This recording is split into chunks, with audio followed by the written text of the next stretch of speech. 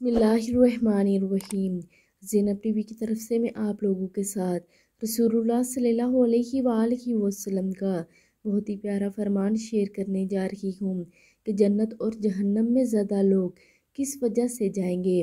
حضرت ابو ہریرہ رضی اللہ تعالیٰ عنہ سے روایت ہے کہ نبی پاک صلی اللہ علیہ وآلہ وسلم سے پوچھا گیا اکثر لوگ کس چیز کی وجہ سے جنت میں جائیں گے، تو آپ صلی اللہ علیہ وآلہ وسلم نے ارشاد فرمایا اللہ تعالیٰ سے ڈرنے کی وجہ سے اور حسن خلق کی وجہ سے۔ اور پوچھا گیا اکثر لوگ کس چیز کی وجہ سے دوزخ میں جائیں گے، تو آپ صلی اللہ علیہ وآلہ وسلم نے ارشاد فرمایا منہ اور شرمگاہ کی وجہ سے۔ منہ سے بری بات نکالیں گے اور شرمگاہ سے حرام کام کریں گے۔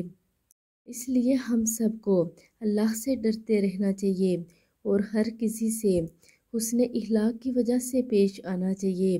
اللہ رب العزت ہمیں عمل کی توفیق عطا فرمائے، آمین ثم آمین۔